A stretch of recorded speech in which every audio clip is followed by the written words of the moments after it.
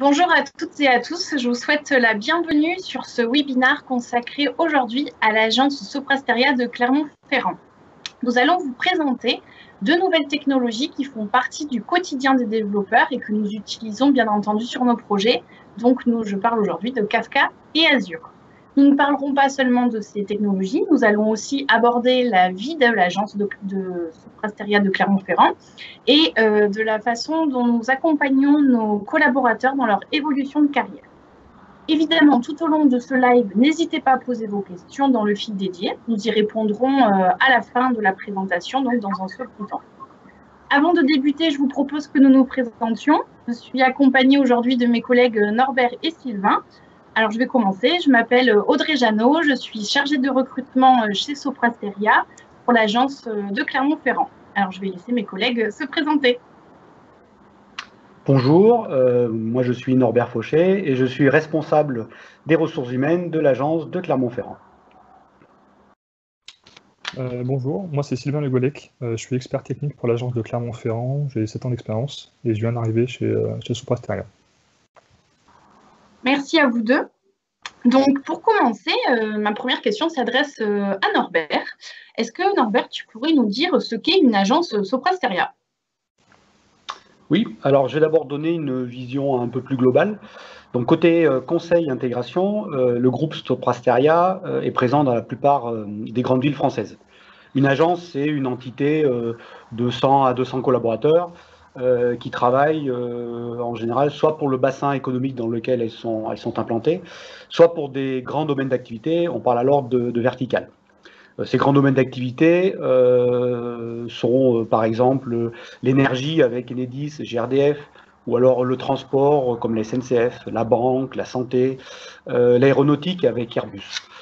Pour vous éclairer un peu, une ville comme Lyon héberge 6 agences, avec une agence locale, une agence conseil et 4 verticaux. Alors que l'agence de Clermont-Ferrand, nous on travaille principalement pour les entreprises du bassin clermontois. Alors Clermont-Ferrand, on est 150 collaborateurs. Elle est dirigée par une directrice d'agence, elle est accompagnée par un directeur adjoint, un directeur technique et un responsable industriel, un responsable de ressources humaines, donc moi-même, un commercial, 2 assistantes et 2 chargés de recrutement, dont Audrey qui s'est présentée juste avant. Les 140 autres collaborateurs travaillent sur des projets qui sont soit à l'agence, soit chez nos clients. Ce sont des développeurs, des experts techniques, des business analysts, des architectes et des chefs de projet. Très bien. Et si on va un petit peu plus loin, au-delà de la présentation d'une agence Soprasteria, est-ce que tu peux nous en dire plus, Norbert, sur ce qu'est la vie d'agence à Clermont-Ferrand ? Alors, comme je disais tout à l'heure, les collaborateurs sont répartis. Donc, on a une cinquantaine, soixantaine de collaborateurs dans nos locaux, les autres étant chez nos clients sur ce qu'on appelle des plateaux projets. Donc, de nombreux événements sont organisés au sein des équipes et des projets en fonction, bien sûr, des envies des collaborateurs, de leur centre d'intérêt. Les collaborateurs qui sont chez un même client se réunissent assez régulièrement, déjà simplement pour mieux se connaître et puis souvent pour présenter à tour de rôle leur activité, leur expérience et faire des points d'avancement. Plus globalement, au sein de l'agence, on organise 2 à 3 soirées d'agence par an. Et puis tous les mois, on fait un petit live de 15 minutes. Le principe, c'est vraiment de diffuser de l'information à l'ensemble des collaborateurs. Ces petits lives, on appelle ça des Let's Connect. Et puis après, autre activité, on a beaucoup de communautés. Alors, soit des communautés techniques autour de l'IoT, de l'intelligence artificielle, de Kafka, du cloud, big data. On a aussi des communautés plutôt métiers, sur les métiers du business analyst ou les métiers du chef de projet. On a une communauté qui est plutôt en charge de l'animation, qui organise régulièrement, on va dire tous les mois, des petites animations autour de crêpes parties, de dégustation de smoothies, de calendrier de l'Avent récemment. Et puis depuis plus d'1 an, on a une communauté qu'on appelle Ecolab, qui est là pour sensibiliser les collaborateurs aux bons gestes écologiques ou tous des trucs et astuces, et travaille surtout pour que notre agence devienne une agence zéro déchet. Une des premières actions de base que l'agence a faites, c'était de remplacer les bouteilles d'eau en salle de réunion par des éco-cups et des carafes, par exemple. Parfait. Donc, une vie d'agence très riche et en plus de cela, très conviviale. Pour aller un petit peu plus loin encore, est-ce que tu pourrais nous parler des clients de l'agence de Clermont-Ferrand et des interlocuteurs principaux? Alors, les clients de l'agence sont évidemment tous les grandes entreprises du bassin économique clermontois. Donc, ça va de Michelin, Limagrin, Romaster, Adup, Aubert et Duval, la Banque de France, Constellium, on a Mobento et Hop aussi. Et historiquement, on travaille aussi pour des clients hors bassin, en particulier l'Imprimerie nationale. C'est un client pour lequel on travaille depuis plus de 10 ans. Et puis, on a des fois des projets multi-agences. Nos interlocuteurs sont évidemment très variés. On est en relation avec les directions informatiques et leur équipe projet, mais aussi avec les utilisateurs finaux ou des décideurs comme les DAF ou certains directeurs d'usine. Parfait. Justement, donc on parle des clients, on parle des interlocuteurs principaux. Ça me fait venir justement à parler des projets. Forcément, nous avons des projets pour nos clients. Alors Sylvain, est-ce que tu pourrais nous présenter à présent un projet phare de l'agence de Clermont-Ferrand? Oui, bien sûr. Ouais. Un projet qui a démarré depuis plus d'1 an déjà pour une société de gestion de distribution de pneumatiques. C'est une application qui permet à des conducteurs de poids lourds ou des flottes managers, donc ceux qui gèrent l'ensemble des chauffeurs d'un ensemble de camions, on va dire, de déclarer des incidents, notamment au niveau des pneus, c'est-à-dire un éclatement de pneus, un déchirement, une crevaison sur l'autoroute par exemple. Donc cette application, les chauffeurs vont rentrer un ensemble d'informations dedans et ça va demander une assistance dépannage pour ce chauffeur-là dans le pays où il est situé. Actuellement, donc, les pays qui sont couverts par cette application sont la Suède et les Pays-Bas. On a des prochaines cibles de déploiement en Italie et en France et à terme, on espère démocratiser cette application pour cette société dans l'ensemble du territoire européen.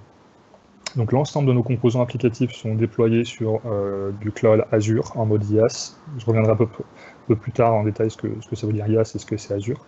Et pour automatiser nos déploiements, on a investi dans l'écriture de playbook Terraform et Ansible. Alors c'est 2 technologies. La première, Terraform, c'est une solution qui permet d'écrire des scripts de déploiement pour automatiser un déploiement infrastructure. Par exemple, une VM qui comporte 16 Go de RAM avec 4 vCPU et un disque de 1 Tera par exemple. Donc on va pouvoir automatiser ces déploiements-là. L'avantage, c'est qu'on va pouvoir déployer ces mêmes scripts sur plusieurs environnements. Si on veut un environnement de dev, un environnement de pré-prod, un environnement de production par exemple, on l'écrit une fois et on a ces 3 environnements provisionnés quasiment en même temps. Et Ansible, c'est pareil, c'est une technologie de scripting qui permet de déployer des applicatifs sur ces VM. Par exemple, vous allez vous dire, en environnement de développement, je vais installer la version 1.6.0 de mon applicatif, et en production, la version 1.4.3 par exemple. Donc tout ça, c'est scripté, et ça permet de répéter ces opérations à l'infini, en ayant toujours le même résultat à la fin. Donc c'est des solutions de scripting, d'automatisation qui sont assez intéressantes dans un milieu informatique de gestion. Donc le principal enjeu de cet applicatif, c'est la mise à disponibilité de l'application, parce qu'on a un fort SLA multi-pays forcément, parce que l'application va couvrir tous les pays européens à terme, avec plusieurs fuseaux horaires différents, et donc il faut que cet applicatif elle soit disponible à n'importe quel moment de la journée, parce que les chauffeurs conduisent bien évidemment la nuit, et donc le plus gros enjeu, c'est la mise à dispo de cet applicatif qui doit être proche de 100%, on va dire. D'accord, parfait. Donc, projet très intéressant avec plein d'enjeux. Pour compléter un petit peu aussi cette partie sur les projets, Sylvain, est-ce que tu pourrais nous parler d'un projet auquel tu participes qui va impliquer plusieurs agences, puisqu'il faut le savoir, chez Soprasteria, on travaille de façon mutualisée entre agences. Donc, Sylvain, à toi pour nous parler d'un projet à plusieurs agences.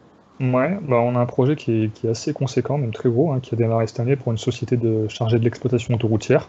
Donc les sociétés qui vont gérer les autoroutes, la maintenance des routes, des ponts, etc.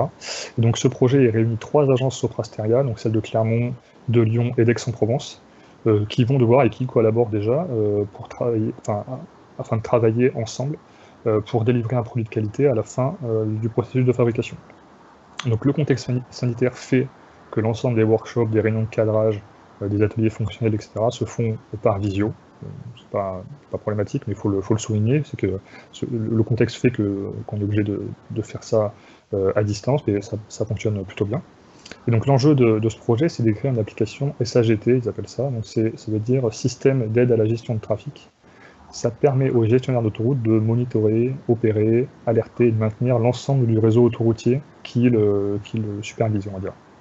Donc concrètement, on va devoir concevoir un système résilient afin de remonter tous les éléments terrain. Donc un élément terrain, c'est quoi? C'est le mec qui est en panne sur l'autoroute, qui va utiliser la borne orange d'appel pour dire voilà, je suis en panne à tel emplacement. Ça va être des caméras de surveillance, des sondes de température, d'humidité, des sondes de fumée, si jamais il y a une sonde qui détecte de la fumée dans un tunnel. Tout ça, ça va remonter dans un énorme applicatif qui va être découpé en plusieurs pans, on en parlera un peu après, afin de proposer au haut poste de contrôle en fait, un ensemble d'actions à mener. Donc en fait, il va y avoir un mec qui est dans un poste de contrôle, on peut voir un peu comme dans les films, avec plein d'écrans partout, où on va avoir des alertes qui vont être remontées des capteurs terrain, et il va devoir prendre des décisions en connaissance de cause. Exemple, s'il y a de la fumée dans le tunnel, et ben je ferme le tunnel, et donc tout ça, c'est piloté par une applicatif qu'on va devoir écrire, qu'on a commencé à écrire. Donc c'est un projet de très longue durée, hein, donc le déploiement final il se déroulera dans 5 ans. Et concernant la stack technique de ce projet, c'est une application microservice en utilisant les technologies Java, donc avec tout ce qui est Spring Boot, etc. On utilise un cache distribué du type Redis entre microservices pour récupérer les données très fraîches. Et l'ensemble de nos microservices, ainsi que l'acquisition des données terrain, se fait via un middleware applicatif qu'on appelle Kafka. J'en parlerai aussi un peu plus en détail après. Pour la partie historisation, on utilise une base de données relationnelle type PostgreSQL. Donc le principal enjeu de cet applicatif, c'est qu'elle doit être distribuée, parce qu'on a un fort SLA dessus. Donc un SLA, c'est-à-dire, en gros, c'est un engagement de disponibilité de l'applicatif. Elle doit être scalable et fault-tolérante, elle doit être tolérance aux pannes et scalable, c'est-à-dire que si on a beaucoup d'événements terrain qui remontent d'un coup, par exemple parce qu'il y a beaucoup de bouchons, parce que c'est un départ en vacances, etc., il faut que l'applicatif, elle suit. Donc elle a un temps de réponse, on a des temps de réponse très très petits, de l'ordre de la milliseconde. Il faut que surtout cette solution soit pérenne, parce qu'une applicative de type SAGT, donc de gestion des autoroutes, c'est une durée de vie d'à peu près 30 ans. Donc il faut que les technologies qu'on utilise, pas qu'elles durent 30 ans, mais qu'elles soient maintenables et évolutives. On pourra facilement remplacer un pan de l'applicatif assez facilement sans tout refactoriser. Donc c'est des enjeux qui sont très importants et qui sont à l'échelle du projet assez conséquents. Très bien, donc encore une fois un projet avec plein de défis qui vous attendent et très passionnant. Justement, tu mentionnais, Sylvain, dans tes 2 présentations de projets différents, les technologies Kafka et Azure. Donc, est-ce que tu peux nous en dire plus sur ces technologies, nous expliquer pourquoi aujourd'hui elles font partie du quotidien du développeur finalement? Et ben, quand on dit Azure, on parle plutôt de Microsoft Azure, c'est plutôt un abus de langage, mais c'est pas faux de dire Azure. Hein. C'est la plateforme de cloud de Microsoft. Donc, en fait, c'est un principal concurrent à GCP, qui est Google Cloud Platform, qui est le cloud de Google, et Amazon Web Services, souvent nommé AWS. Donc c'est le concurrent de Google et d'Amazon, on va dire.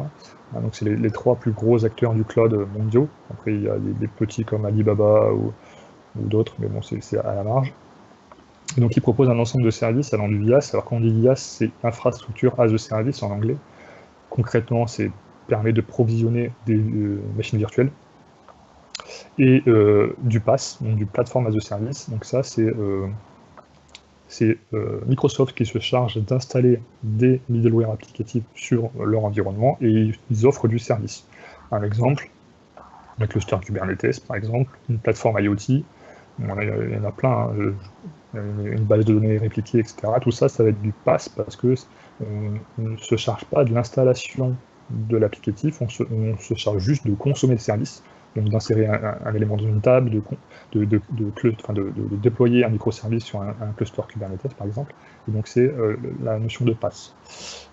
Donc l'avantage d'utiliser un cloud, hein, pas que Azure d'ailleurs, mais Azure en particulier, ça permet d'offrir un service quasiment instantané. C'est-à-dire qu'on peut demander de créer une VM, 2 VM, 3 VM en un seul clic, et la VM est provisionnée dans la minute qui suit.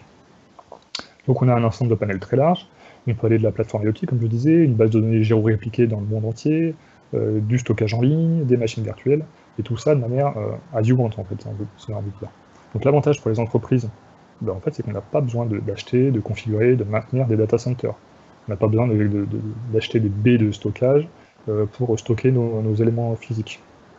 Tout ça, donc ça peut engendrer de grandes économies sur l'échelle long terme. Donc c'est souvent un nombre important d'entreprises choisissent de passer par le cloud parce qu'auparavant, ils maintenaient eux-mêmes leur data center et ils se sont rendus compte que c'était coûteux en ressources, en argent, et puis il faut avoir les personnes qui sont capables de les maintenir.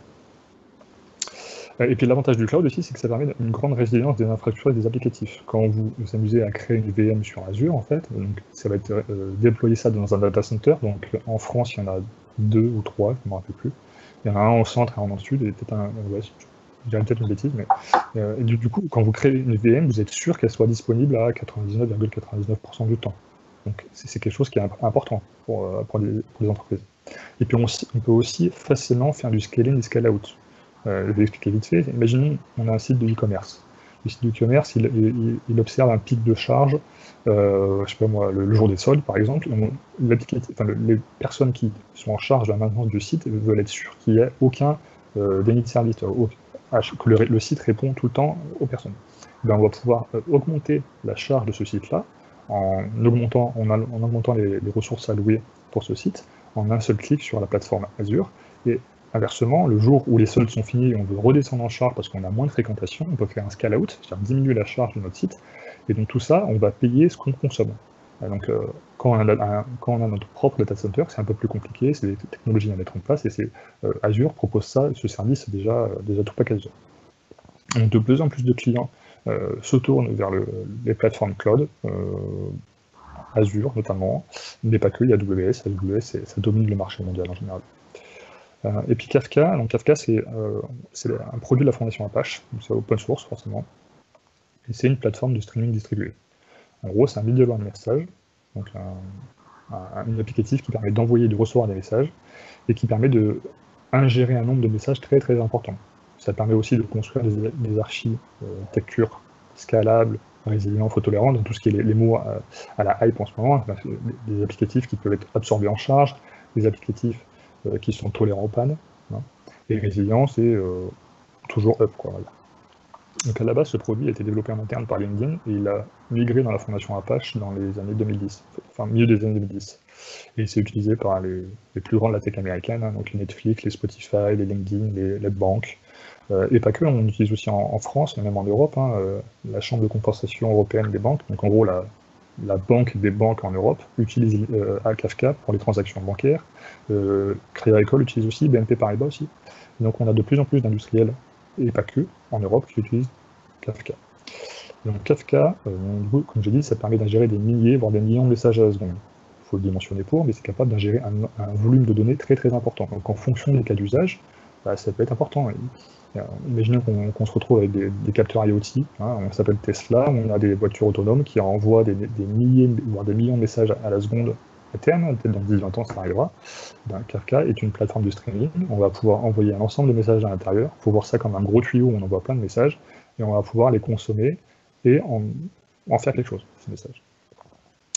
Donc Kafka, il contient aussi un ensemble d'outils et de librairies qui permet de s'interconnecter avec des systèmes, on appelle ça legacy, en gros des systèmes vieux, ou pas, mais des systèmes qui n'ont pas été construits au moment où Kafka est sorti. Par exemple, des bases de données, du type DB2, des bases de données un peu plus récentes, type du Oracle.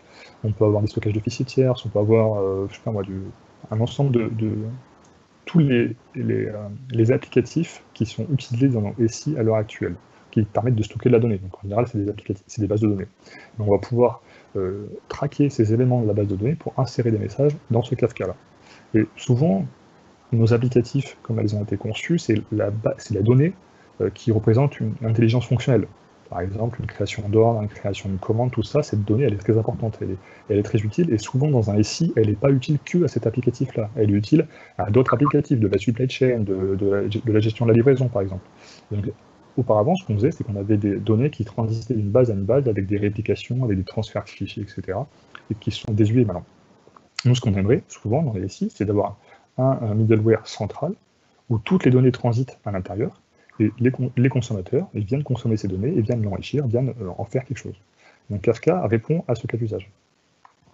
Il répond aussi, donc, on peut voir Kafka comme étant un bus événementiel au sein d'une entreprise, au sein d'une maille un peu plus petite, une usine, un atelier, je sais pas moi, un entrepôt, mais aussi au sein d'un applicatif. Par exemple, comme nous, on va l'utiliser pour le projet que j'ai cité auparavant, c'est un middleware qui va être utilisé entre microservices pour communiquer entre eux. Et pas que, mais en la globalité, ça va être ça. Et donc c'est un outil conçu pour traiter un nombre important de messages, on a dit des milliers, voire des millions de messages à seconde, mais c'est aussi très performant pour traiter un nombre de débits faible, genre d'une centaine, voire des milliers de messages par jour. Donc du coup, on a une large bande d'utilisation qui est très importante pour Kafka, et donc c'est ce qui fait sa renommée, on va dire, qui est de plus en plus croissante dans le temps. Donc voilà, on peut résumer Kafka comme étant un middleware applicatif qui permet de construire des architectures, on va dire event-driven, c'est-à-dire de construire des événements, des applicatifs de type événementiel. On va réagir à des événements, on va réagir à un clic utilisateur, on va réagir à un capteur qui nous renvoie de l'information, on va réagir à une création de commande qui a été exécutée. Et donc tout ça, toutes ces technologies-là, donc c'est les technologies récentes, au goût du jour, etc. Et donc au sein de SopraSteria, nous avons une communauté qui nous permet de nous rassembler, de partager nos retours d'expérience sur tel ou tel projet, telle ou telle technologie qu'on a pu mettre en œuvre sur un projet. L'avantage de ça, c'est de fédérer un ensemble de personnes, de tech, qui ont eu un retour d'expérience sur ces technologies-là, et d'avoir une espèce d'annuaire en disant telle personne est expert ou connaisseur sur telle technologie, on va pouvoir la solliciter pour répondre à l'appel d'offres, pour régler un fixe en production, ou pour aider des jeunes à monter en compétence sur cette technologie-là. Donc cette communauté elle est très importante au sein de Sopra, parce que ça permet de faire monter le vivier de personnes connaisseurs sur telle ou telle technologie. Et donc c'est un enjeu qui nous est cher. On a aussi des intervenants extérieurs qui viennent nous présenter leurs produits. Souvent, c'est des sociétés d'édition de logiciels.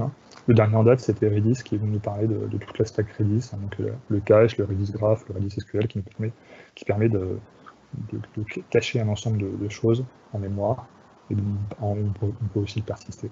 Donc on a des intervenants extérieurs qui viennent nous présenter ça, et l'avantage, et surtout le gros avantage que je vois, moi, c'est que ça permet de former les gens et d'éveiller les consciences sur les solutions et les architectures qui arrivent maintenant, quoi. Tout à fait. Merci Sylvain pour toutes ces informations très riches sur ces nouvelles technologies et sur la façon dont fonctionnent nos communautés. Maintenant, j'aimerais que nous abordions la façon avec laquelle SopraSteria accompagne ses collaborateurs dans leur évolution de carrière. Donc, Norbert, cette question s'adresse plutôt à toi. Est-ce que tu pourrais nous en dire un peu plus sur ce dispositif en place chez SopraSteria et donc comment nous accompagnons nos collaborateurs dans leur carrière? Absolument. Donc, la politique des ressources humaines de SopraSteria, c'est de mettre le collaborateur au centre de l'entreprise. Donc moi, en tant que responsable des ressources humaines de l'agence de Clermont-Ferrand, je pilote une équipe de 35 managers. Concrètement, chaque collaborateur est accompagné par un manager opérationnel qui le suit au quotidien sur sa mission et qui en charge son évaluation. Et en plus de ça, il est suivi par un mentor qui, lui, l'accompagne dans la construction de sa carrière, donc son évolution. Donc on constate quand même qu'on a une forte proximité avec nos collaborateurs, et l'idée c'est d'œuvrer pour favoriser sa progression et le développement de ses compétences, soit par de la mise en situation, soit par de la formation. Très bien. Et je voulais voir aussi également avec toi, Norbert, tu parles de formation justement. Si un collaborateur aujourd'hui décide donc de se former, de bénéficier de formation, quelle est la démarche qu'il va devoir entreprendre et quels vont être les outils mis à sa disposition? Alors, le principe, c'est que le collaborateur doit être acteur de sa carrière. C'est un fondamental chez nous. Donc, c'est donc au collaborateur de choisir ses formations. Alors, pour ça, ces formations sont mises à disposition de notre organisme interne qu'on appelle la SopraSteria Academy. Donc, pour cela, il a un accès à une plateforme et un catalogue de formations pour faire ces choix-là. Il a aussi à disposition de nombreux e-learning. Et puis tout collaborateur qui rentre dans l'entreprise suit les premiers mois un parcours d'intégration de plusieurs jours. Cette offre de formation, elle est forcément en perpétuelle évolution. Il faut qu'elle soit adaptée aux besoins du marché, à nos clients, bien sûr à la pointe des nouvelles technologies. Et puis avec le contexte sanitaire actuel, elles ont toutes été très rapidement adaptées au distanciel. Pour faire simple, je terminerai avec un chiffre. Aujourd'hui, 5,25, c'est le nombre de jours de formation par an et par collaborateur. Très bien, oui, donc en effet, c'est quand même un chiffre assez important pour que nos collaborateurs aient pleinement l'amplitude de se former. On en arrive à la fin donc, de notre présentation. Avant de passer à la deuxième partie de ce live event qui sera consacré bien sûr à vos questions pour vous auditeurs, est-ce que Sylvain et Norbert, vous auriez un dernier message à faire passer? Bon, moi, j'en ai un premier. Vous l'avez sûrement compris, nous recrutons. Pour 2021, on souhaite intégrer à l'agence de Clermont-Ferrand environ 25 collaborateurs, ce qui représente aussi plus de 170 collaborateurs pour la région Auvergne-Rhône-Alpes. Les principaux profils attendus sont des profils techniques, donc autour des technologies Java, Angular, Kafka, vous l'avez bien compris, Python, et bien sûr toutes les déclinaisons autour du cloud, et puis des profils aussi autour de la data. Ouais, je peux dire un dernier mot. Donc, du coup, j'ai rejoint Soprasteria il y a bientôt 1 an maintenant. Et moi, ce que je peux dire, c'est que j'ai eu la chance de travailler pour plusieurs clients, souvent en parallèle, sur des technologies assez variées au cours du jour. Donc, n'hésitez pas à m'envoyer un message si vous avez d'autres questions. Si vous avez besoin de plus d'informations sur les technologies Azure, Microsoft Azure et Apache Kafka, n'hésitez pas à m'envoyer un message. Pareil sur LinkedIn, à vous trouver mon nom, Sylvain Le Goulet, assez facilement. N'hésitez pas. Et puis on est là pour répondre à vos questions si vous en avez. Bon, ben super, merci à vous deux pour cette présentation. Je vous propose maintenant donc que nous répondions aux questions des auditeurs. Donc, la première, d'ailleurs les 3 premières, si je ne me trompe pas, vont être plutôt destinées à toi, Sylvain. Donc, la première, c'est « Bonjour Sylvain, quelle a été votre formation pour devenir développeur ?» Alors moi, ce que j'ai fait un DUT informatique, donc c'est classique. Maintenant, c'était en 2 ans, maintenant je crois qu'ils le font en 3 les DUT. J'ai fait un DUT informatique et après j'ai fait une licence pro en alternance, donc chez mon ancien employeur, d'1 an. Et puis après j'ai commencé à travailler donc à l'âge de 20 ans, et voilà, donc ça fait bientôt 8 ans d'expérience dans ce domaine. Donc une formation assez classique en somme, hein, j'ai pas fait d'école d'ingénieur. Très bien. Et la deuxième question, toujours de Anonyme. Comment choisissez-vous le cloud? Quid de Azure versus AWS? En général, ça vient du client en fait. Souvent, un client préfère telle ou telle plateforme pour des raisons assez politiques, souvent des fois, pour des raisons de coût, hein, et aussi pour des raisons de solutions technologiques. On sait par exemple que je ne vais pas faire de la pub, mais on sait que la partie Kubernetes managée dans GCP est beaucoup plus aboutie parce que déjà Google contribue beaucoup au projet Kubernetes. Donc on sait que si on vient sur cette technologie-là, on a plus de chances d'avoir un projet abouti en utilisant cette plateforme-là. Après, ça vient aussi souvent des choix politiques. Hein. Comme je dis, la plupart des clients, ils arrivent avec un cloud provider qui est dédié et qui nous impose de travailler avec ce cloud provider. Donc, en général, les 3 que j'ai cités, hein, donc GCP, Azure et AWS, ils proposent les mêmes solutions architecturales. Hein. Il y aura toujours des bases de données répliquées sur les 3, il y aura toujours de la VM, il y aura toujours je sais pas moi, des plateformes IoT, et il y aura toujours un semblant d'Apache Kafka sur les 3, parce qu'il n'y a pas encore de Kafka managé très bien sur les plateformes de cloud. Donc en général, ça vient plutôt d'un choix du client, faut le dire. Très bien. Parfait. La troisième question, toujours de Anonyme, va vous concerner, je pense, tous les deux. Et donc, la question est la suivante. Je ne maîtrise pas Kafka. Est-ce que Soprasteria propose de la formation? Ouais. Donc après, c'est assez normal parce que Kafka, c'est un produit qui a déjà 10 ans, mais il a été connu assez tard, je trouve, surtout en Europe. Et Soprasteria a monté une formation interne Kafka, donc elle a pu dispenser décembre dernier. Donc j'ai eu la chance de pouvoir la dispenser. Donc on a monté une formation de 3 jours assez intensive, hein, donc de 9h à 18h30 chaque jour, où on aborde le principe de Kafka, donc comment c'est architecturé, quels sont l'état d'esprit à avoir en utilisant Kafka, parce que c'est pas un simple broker de message comme peut être ActiveMQ, RabbitMQ, ou IBMQ par exemple, c'est pas un broker de message classique.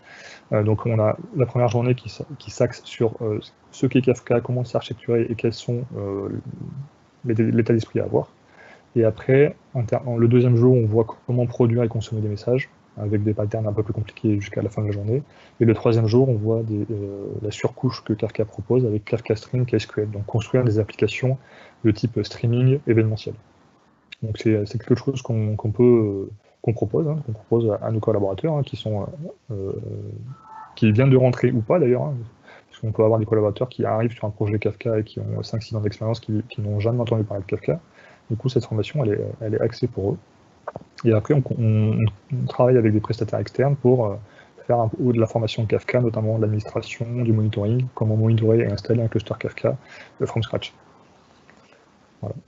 Je peux te laisser Norbert finir. Oui, je peux compléter. Je pense que tu as tout dit à peu près, y compris tout à l'heure. Et puis derrière, il y a aussi la continuité avec les communautés. Et puis derrière, les mises en situation. C'est important aussi derrière, après ce type de formation, de pouvoir intégrer un projet et d'être accompagné par des sachants. Et donc, la finalité, voilà, c'est de monter en compétences, donc d'être formé, de pouvoir échanger et de pouvoir mettre en pratique. Très bien. Je pense qu'on arrive à la fin des questions, à part s'il y en a d'autres qui se sont ajoutées. N'hésitez pas, on est encore là, donc si il y a des questions de dernière minute, n'hésitez pas. Ça n'a pas l'air. Bon, je pense que c'était les questions qu'on avait pour aujourd'hui. Donc, je pense que nous allons clôturer ce live event, ce webinaire. Donc, je vous remercie tout d'abord les auditeurs pour votre écoute, votre attention, et en particulier les personnes qui ont pu poser leurs questions aujourd'hui. J'espère que cet exercice, ce format vous a plu de webinaire, que vous repartez avec tout un tas de nouvelles informations, non seulement sur l'agence de Clermont, mais également sur Kafka et Azure, et au-delà de ça aussi, évidemment, sur Sopra Steria. Si jamais vous souhaitez revisionner ce live event, c'est tout à fait possible. Il faut simplement aller sur notre chaîne Sopra Steria sur YouTube. Et vous pourrez donc regarder ce webinaire en replay.